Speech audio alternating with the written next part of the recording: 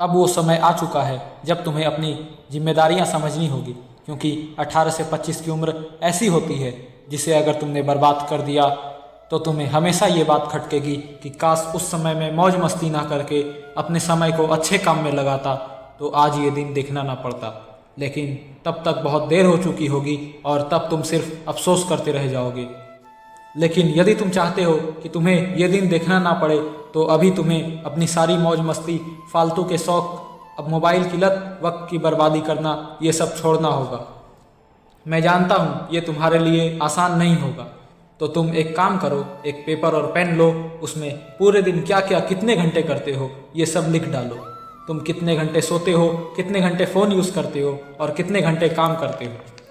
अब जब तुम सारी चीज़ें लिख लो तब एक और पेपर लो और उसमें वो सारी चीज़ें लिखो जो तुम्हें अगले 10 सालों में चाहिए।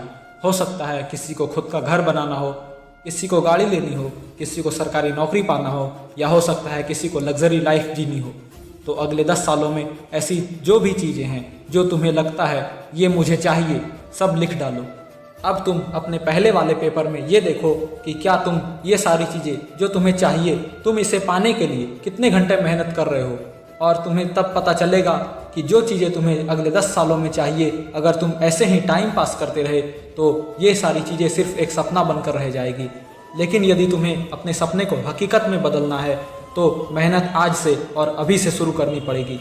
यदि तुम रोज़ अपने आप को आधा % भी इम्प्रूव करते हो तो 365 दिन के बाद तुम्हें खुद भी यकीन नहीं होगा कि तुम क्या थे और अब क्या हो। तुम्हारी सबसे बड़ी गलती है कि तुम बड़े बड़े सपने तो देख लेते हो मगर उन सपनों को पूरा करने के लिए मेहनत करना ही नहीं चाहते। तुम्हें क्या लगता है कि तुम्हारे सपने बिना मेहनत किए ही पूरे हो जाएंगे?